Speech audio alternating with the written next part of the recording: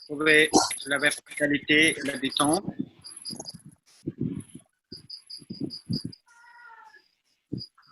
Tout doucement, fermez les yeux.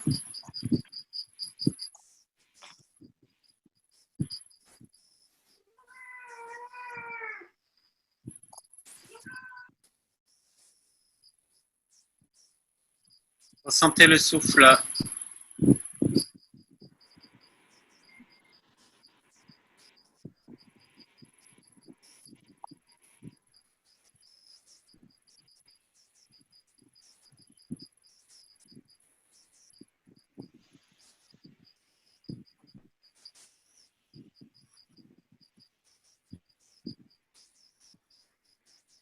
Ressentez le passage dans les deux narines.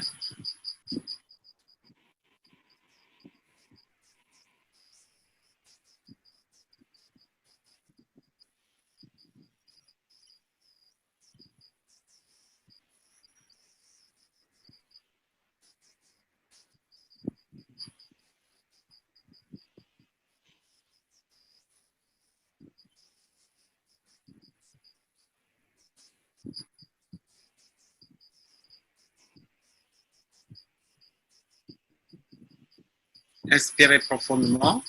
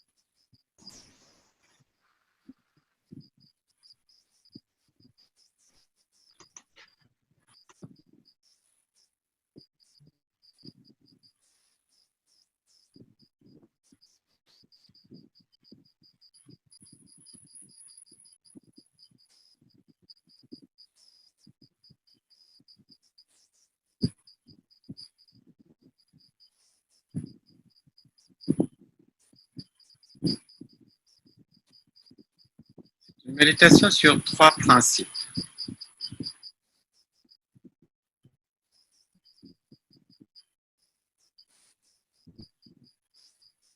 Objet de perception,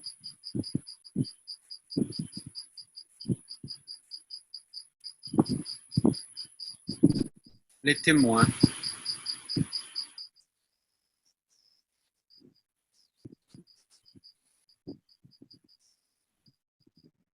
et la conscience qui englobe les deux.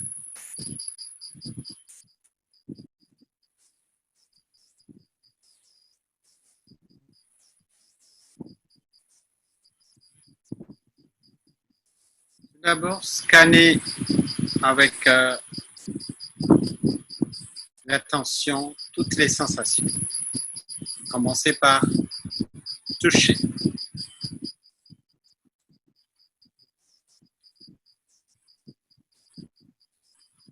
Sentez le contact.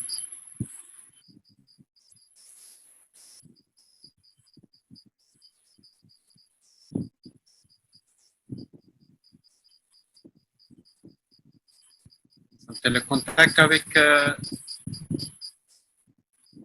siège,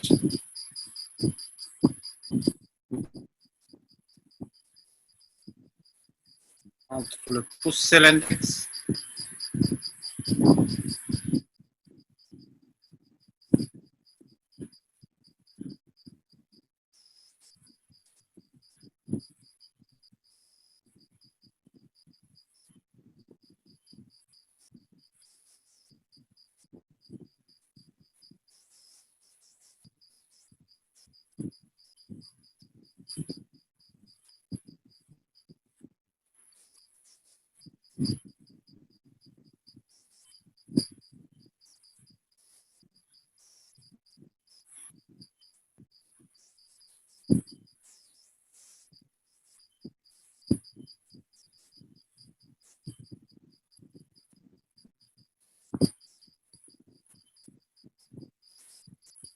Ressentez le contact de la langue à l'intérieur des bouches.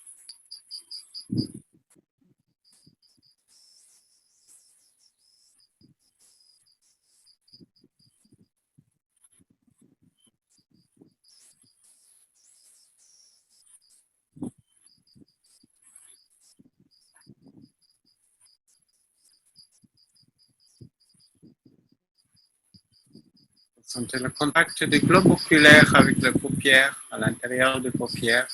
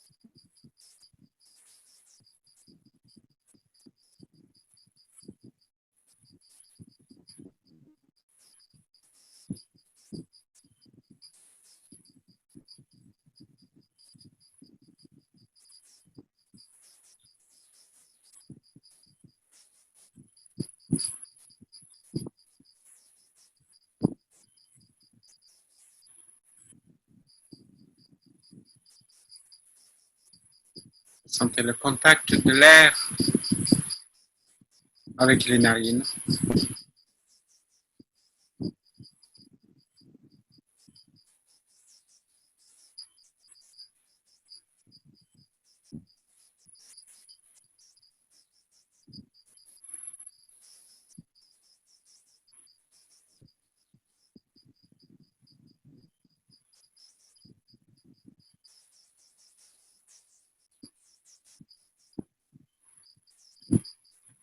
Et puis portez l'attention sur le témoin.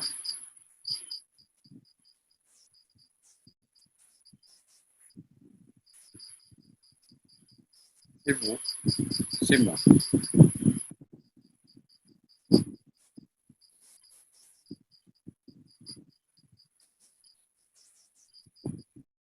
Essayez de situer spatialement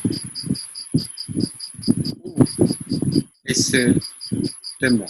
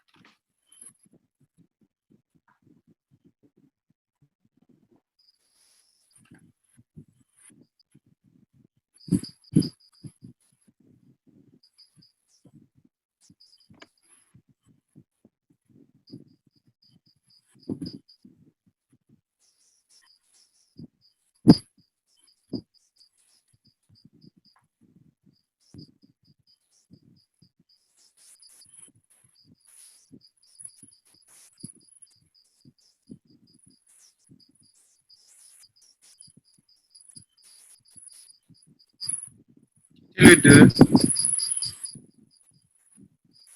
englobez les deux dans un champ de conscience qui est neutre.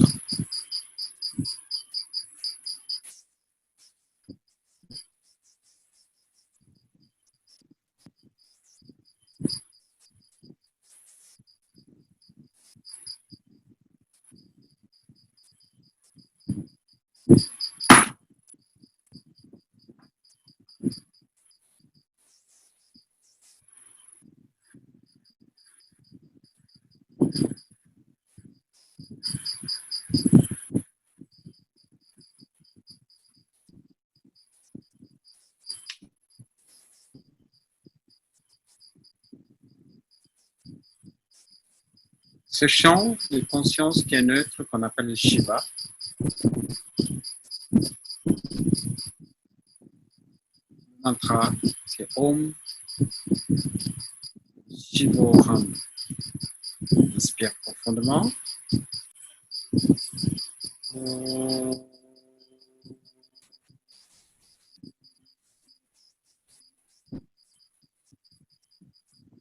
Shivoham.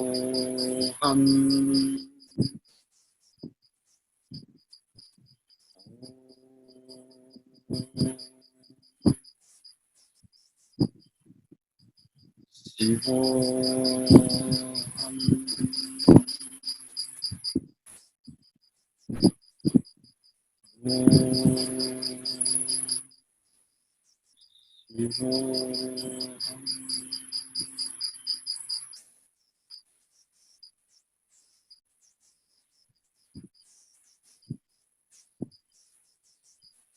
Affirmer, je suis ce champ de conscience, ni moi, ni l'autre, les deux en même temps, et au-delà de deux.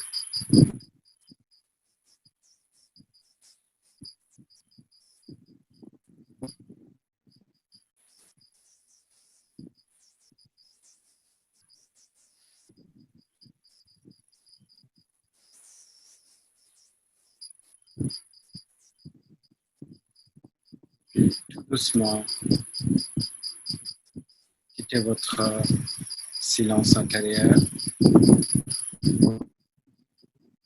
quittez la posture, bougez un peu les mains, les épaules, chauffez les mains, ôtez le visage.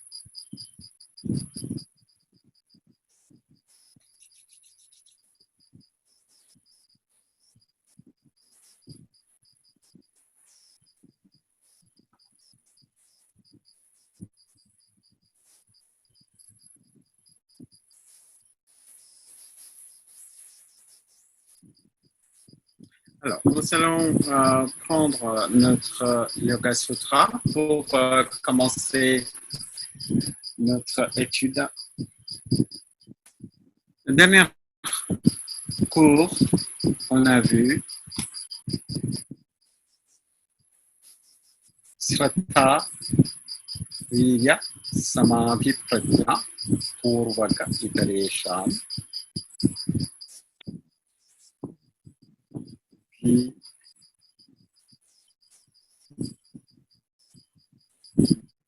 Vitarka, Vichara, Ananda, Asmidarupa, Anugamat, Samprajnata, Virama Pratyaya, Apyasa Bhovaha, Samskara Shesho Anya.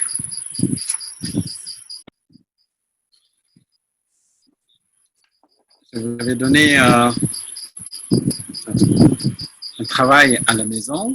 Je vous avais invité d'observer les 25 principes, observer toutes les interactions de soi avec le monde extérieur.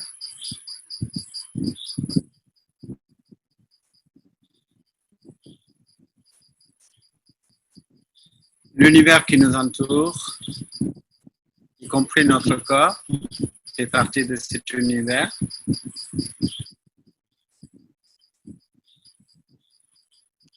Et puis, le principe qui est derrière cet univers qui est invisible, ou la prakriti, la conscience qui est claire, le purusha. Plus qu'on observe, on arrive à comprendre une chose. Le monde change, Mais le témoin de ce changement est hors tout changement. C'est un très, très grand niveau dans le chemin de yoga. Puisque je comprends qu'il y a cette différence entre objet et sujet, le sujet de nos sens est fugitif, ça bouge, c'est éphémère. Et le témoin est sans mouvement, sans changement. Et cette prise de conscience génère la paix.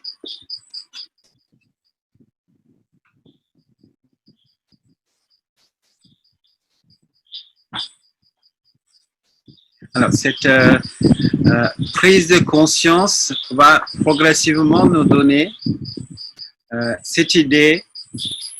Seulement là, on va comprendre que nous sommes des êtres éternels. Et plus que je sens que je suis quelque chose, je suis un principe sans commencement et sans fin, sans changement, évolution, détachement au niveau des objets des sens grandit.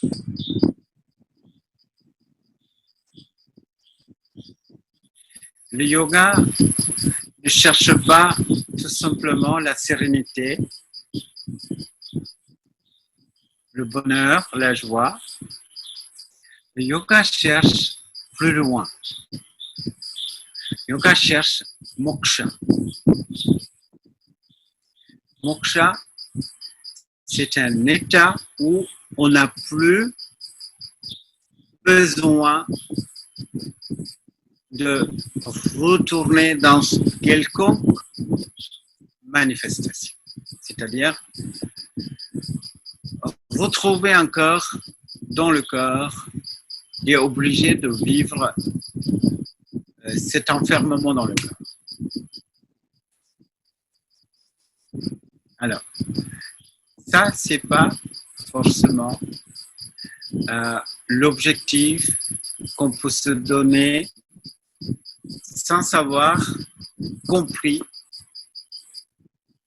le principe de réincarnation.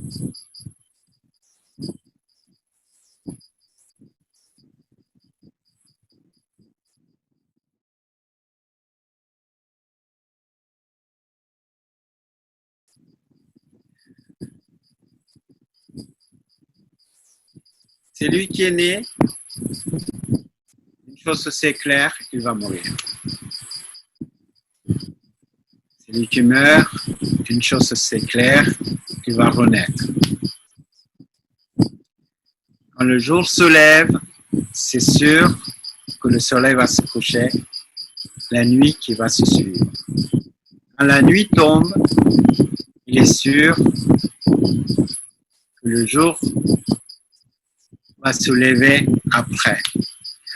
En fait, c'est cette alternance que nous voulons échapper. Mais cet objectif, ce n'est pas un objectif facile. Ça ne vient pas facilement dans l'esprit. Et ça, c'est quelque chose qu'on ne peut pas facilement trouver par aucune forme d'inférence. C'est grâce à des contacts avec des individus, les maîtres, où on commence à sentir et qu'on est dans un incroyable cercle de répétition. Donc ça, c'est une prise de conscience qui ne vient pas facilement. C'est pour ça d'ailleurs qu'il n'y a pas beaucoup d'efforts dans cette direction. Imagine aujourd'hui que cette idée de la réincarnation est vraie. Juste imaginer. On n'a pas la clarté sur ça, je sais. On n'a pas de preuves véritables, je sais. Imagine si c'est vrai. Là, C'est-à-dire combien de fois on est venu dans une existence corporelle, dans des multiples formes, et puis le corps dégrade, et que ça continue encore, on revient, encore et encore. Et si on regarde ça comme une infinie forme de vie, forme d'existence derrière nous dans notre passé, et que chaque chose que nous vivons, ça a été vécu des milliards de fois, toutes nos expériences. Et là, il y a quelque chose assez rare. Ça, c'est notre moteur véritable de l'éveil.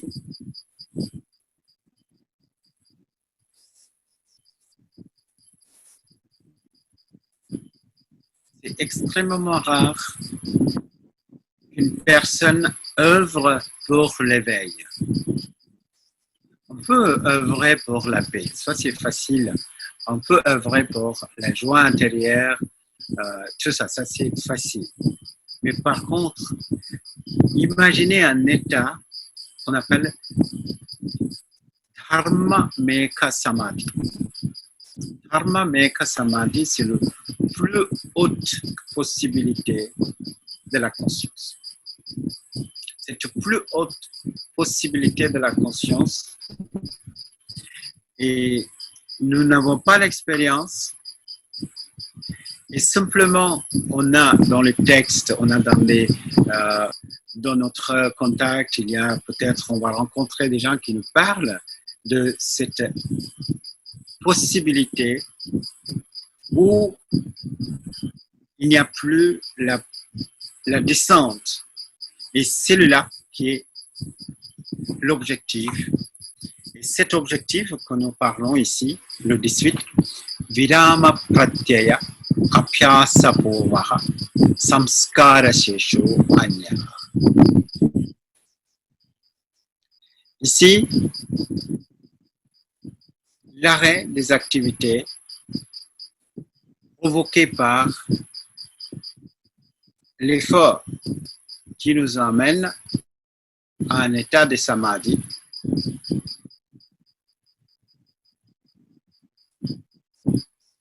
Alors, voilà, vous avez le texte.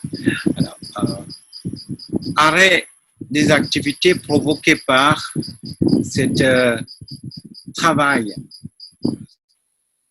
personnel qui va nous amener dans cet état de samadhi où tout est réduit en samskara. Donc, dans le 17, on avait vu quand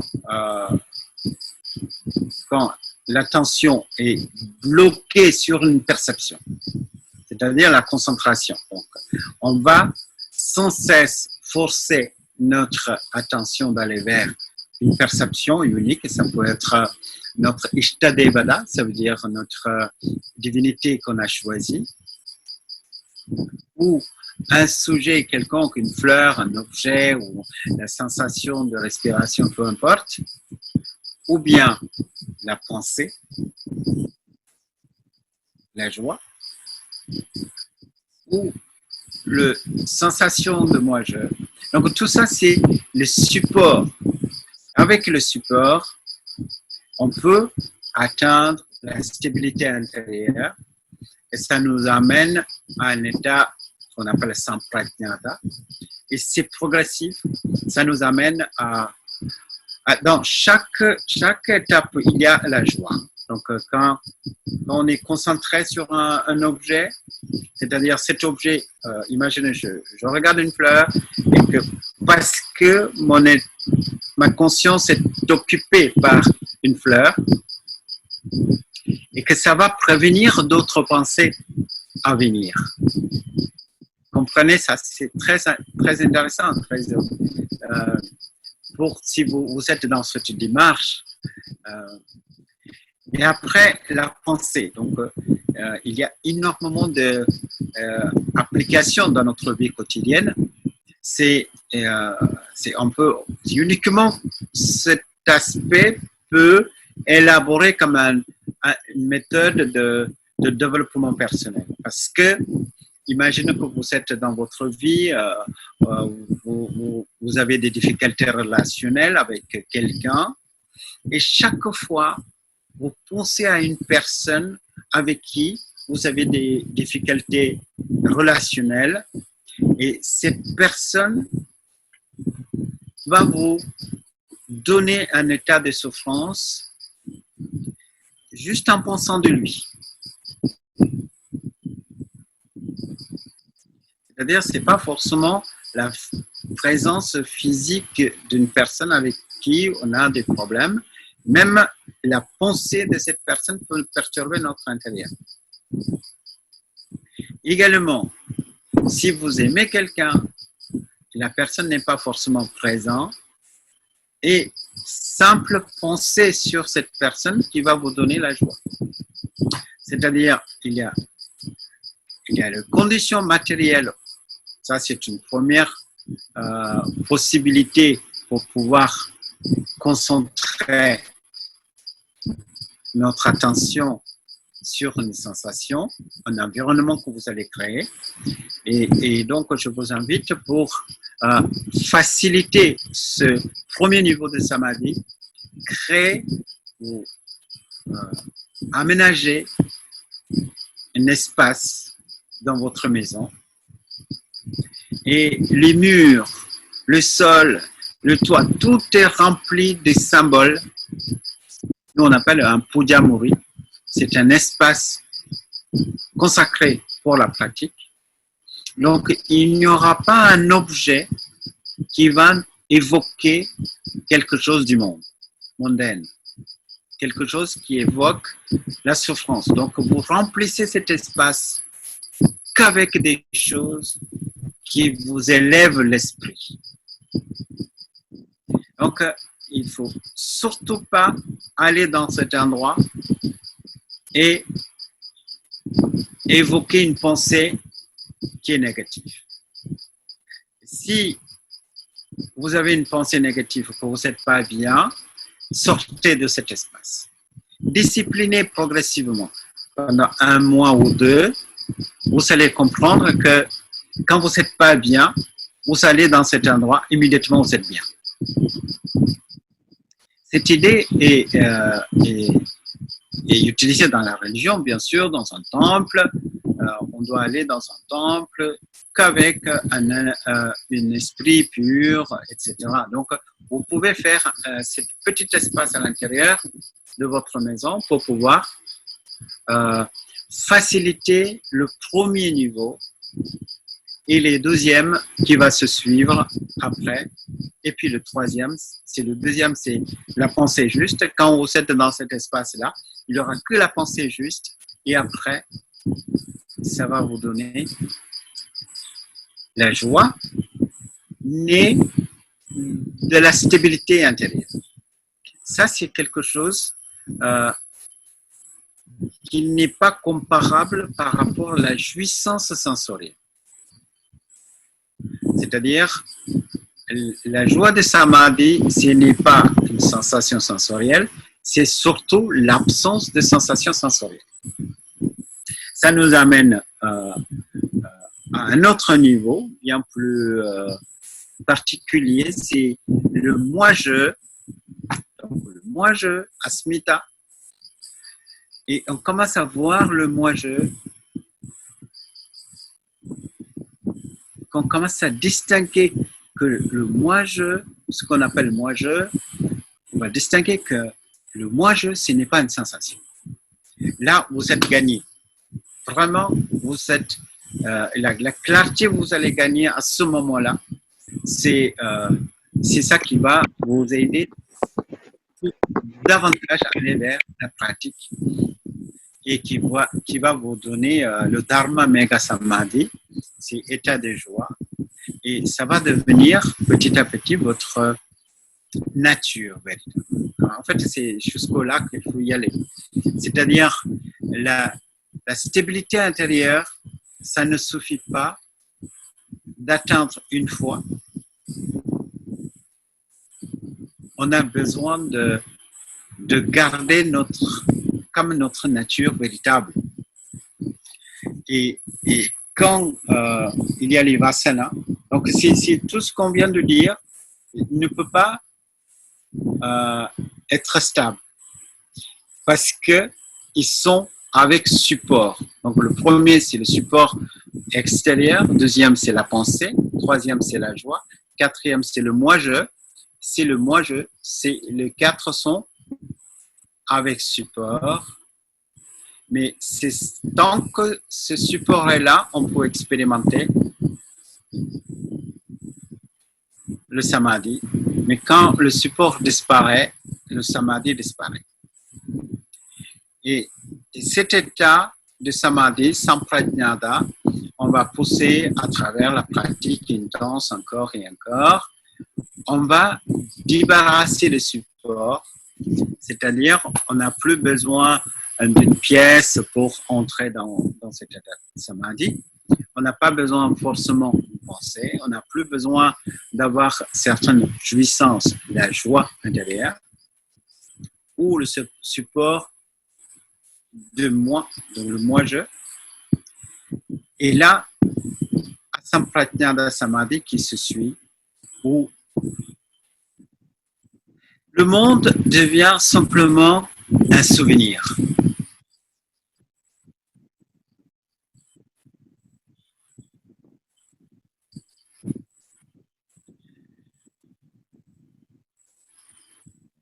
Donc, à chaque fois qu'on rentre dans cet état de samadhi, je sais le chemin que j'avais traversé, je sais que les pratiques que j'avais faites, et donc tout ça à l'intérieur de moi comme un souvenir, mais je n'ai plus aucune sensation sensorielle, je n'ai aucune pensée, aucune description de joie ou moi-je et ce qui n'est pas moi. On est simplement dans le conscience pure, ineffable.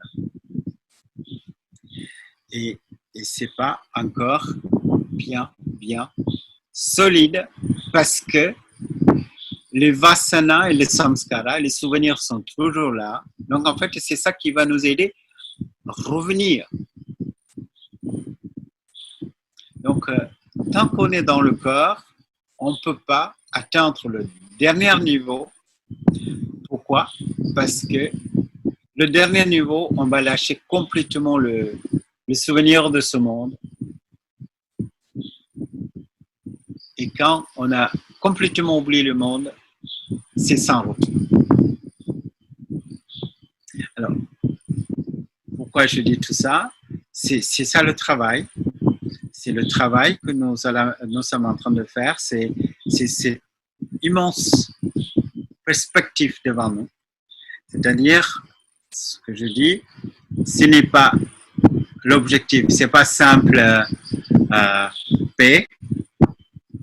On va sortir de toutes les constructions mentales définitives. Définitivement. Alors, continuons. Le 19 parle de deux sortes de gens. Bhava pratyayo videha prakritilayanam. Bhava pratyayo videha prakritilayanam. Bhava, ici c'est donné comme naissance. C'est naissance, c'est une sensation sensorielle. Pratyaya, c'est l'expérience ou la conscience. Une expérience se révèle à notre conscience. Alors, celui-là est lié pour deux sortes de gens. Donc, il y a deux sortes de gens.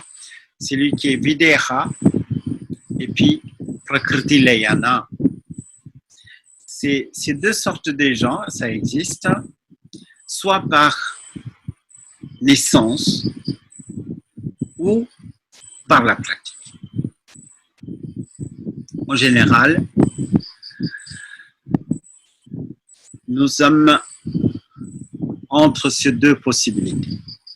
Soit on est vidéra, ça veut dire complètement désincarné, ou prakriti layana.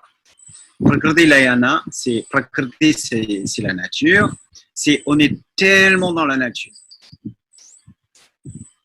Le moi-je n'est plus là et c'est complètement dans la sensation. Il n'y a que la sensation. C'est-à-dire, simplement pour expliquer, je prends cet exemple, il y a des autistes, il y a des enfants qui naissent avec très peu de sensations de leur propre corps, qui ont besoin de se mordre pour avoir une sensation du corps. Ils sont moins incarnés. Donc, petit à petit dans la pratique, on se détache de notre corps. Quand on se détache de notre corps, on va vers cet état de vidéra. Et quand on est complètement dans le corps et on va aller vers les sensations, de plus en plus vers la sensation et uniquement vers la sensation. Parce que l'autre, c'est absence de sensation. Celui-là, c'est entièrement dans la sensation. Entre ces deux extrêmes, nous sommes quelque part.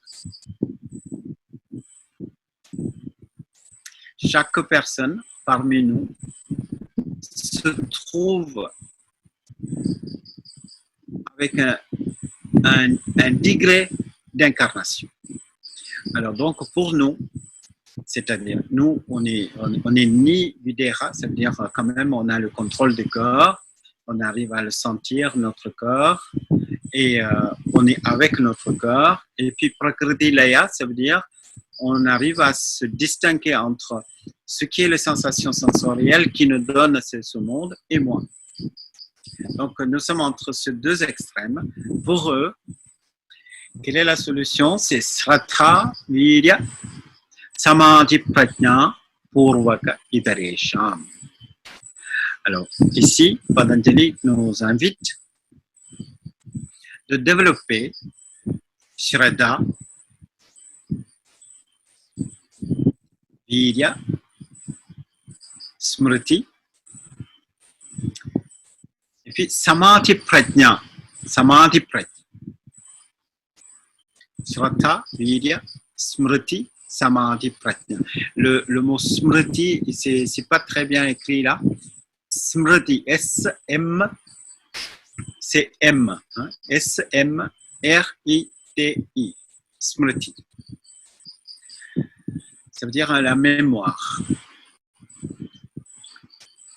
Alors, d'abord, Shraddha. Shraddha, c'est tout simplement écrit comme foi, croyance, désir, loyauté, fidélité. Shraddha, pouvez-vous imaginer à quelle façon votre mère s'occupait de vous quand vous étiez un enfant?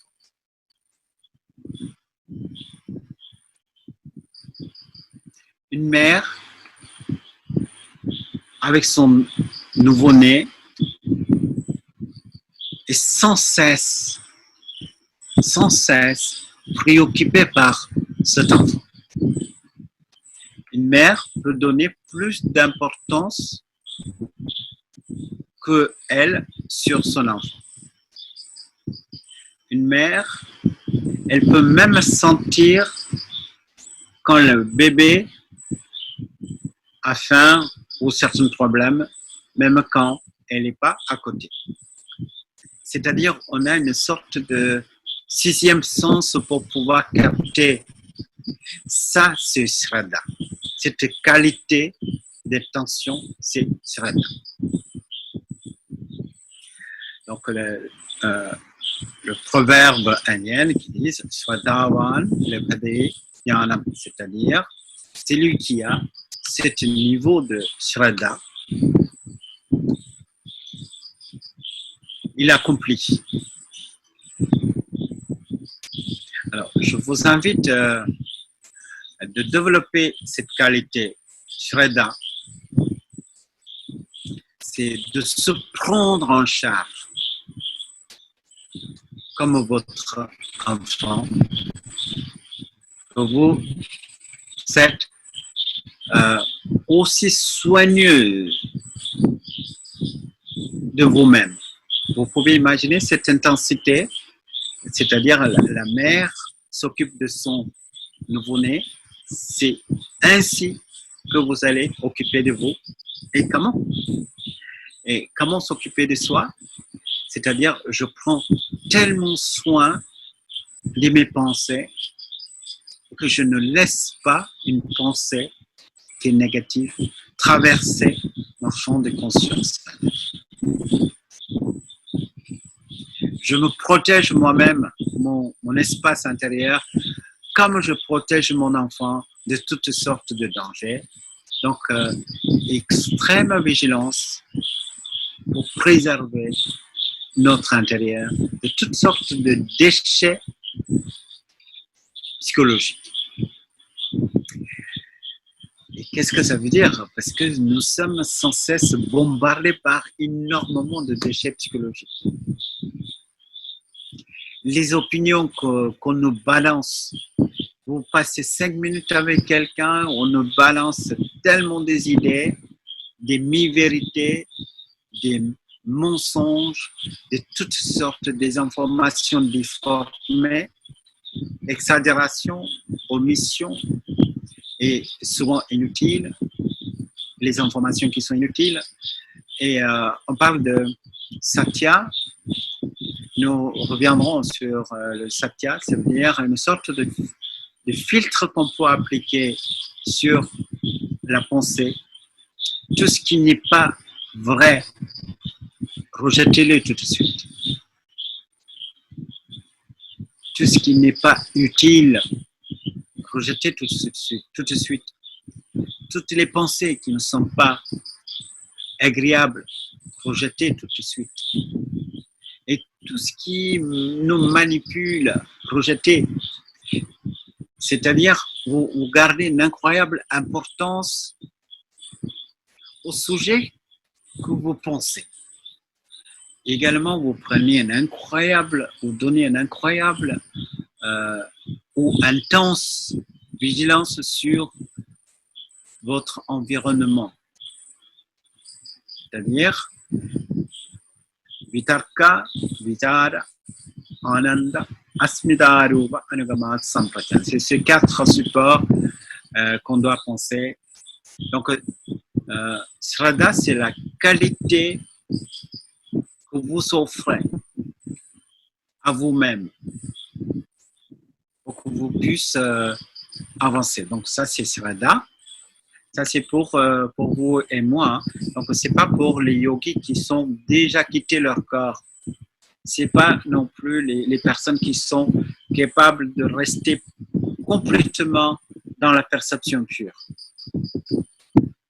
Shraddha, Vidya. Vidya, c'est l'énergie. Énergie spirituelle. Donc, Shraddha, la première qualité qui va nous donner Vidya. Donc, il y a une relation cause à effet entre Shraddha, la première qualité, et Vidya. Donc, ça nous est arrivé de constater que certaines mères qui ont montré une incroyable puissance physique quand elle a trouvé son bébé en danger. On a beaucoup d'histoires comme ça. Il y a des mères minces comme ça qui ont soulevé des voitures, des choses comme ça où il y a des incendies qu'elles foncent à l'intérieur de la maison qui est incendiée, qui va chercher son enfant, etc. Donc, il y a une sorte de puissance extraordinaire. C'est au-delà de physique qui va se générer à l'intérieur de nous par le Shraddha. C'est ça qu'on appelle vide. cette énergie spirituelle, c'est pas énergie qu'on peut comptabiliser, hein, donc c'est très subtil. C'est une puissance capable de bouger les montagnes.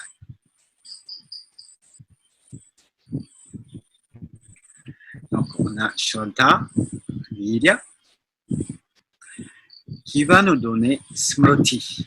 Smriti, ça veut dire mémoire.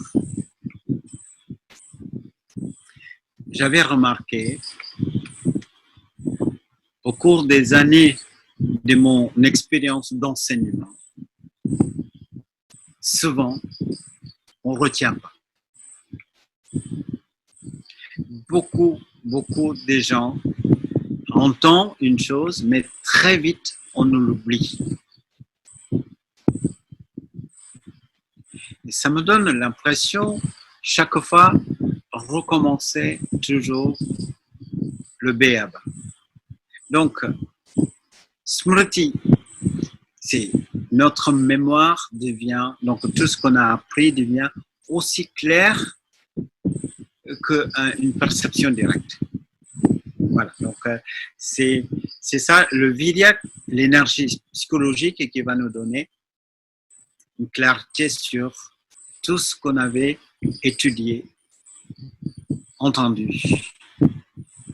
Donc ces trois qui nous amènent. Le quatrième, c'est Samadhi Pratnya. Samadhi Pratnya, ça veut dire le goût qu'on avait senti. Bon, vous allez méditer.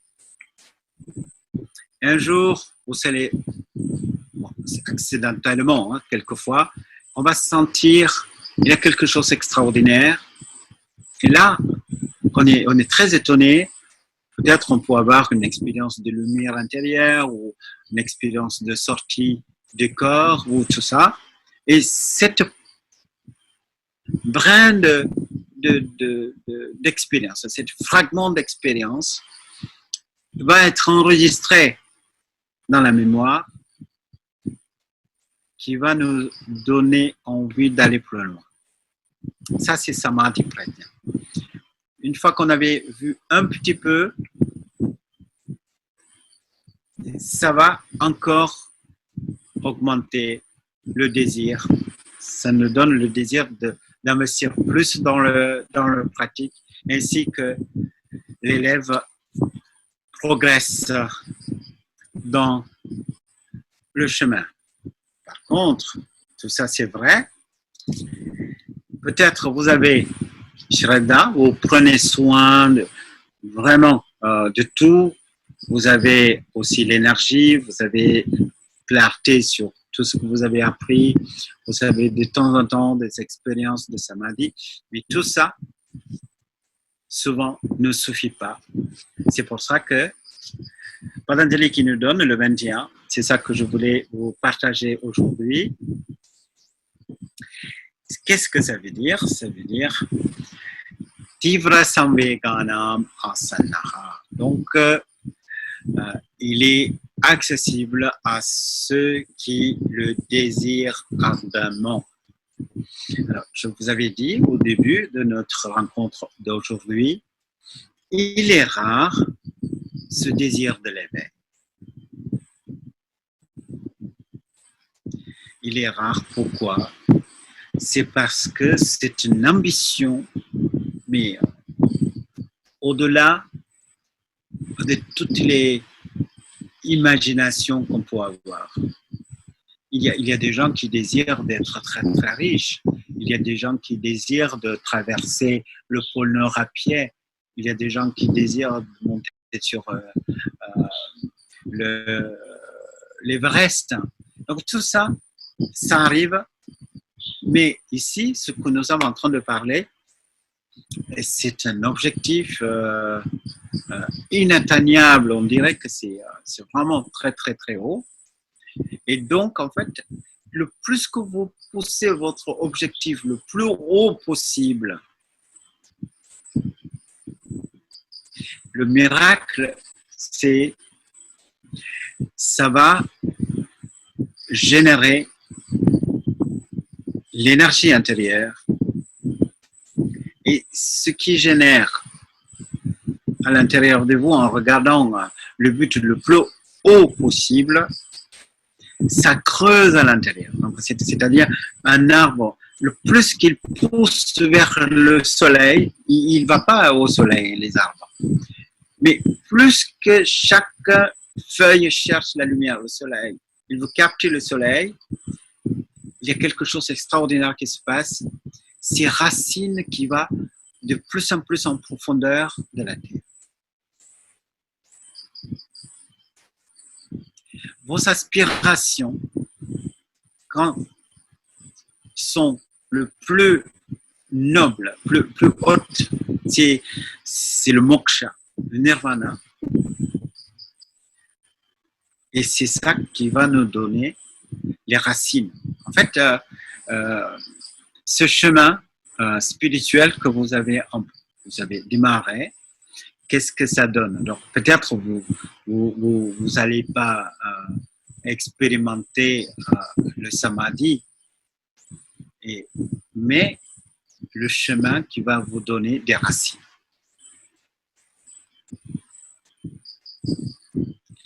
Alors, plus qu'il y a des racines, plus que vous êtes nourri. Les racines qui vont vous donner des ailes, la liberté. Alors, pour cela, on a besoin d'un désir. Mais tout ce que je fais avec vous, c'est vous donner désir. Désir de l'éveil. Donc, c'est pourquoi cela. Je peux vous encourager à faire plein d'autres choses.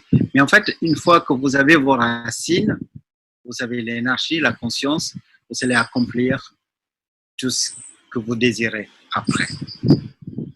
Mais encore, ce désir sont des niveaux différents.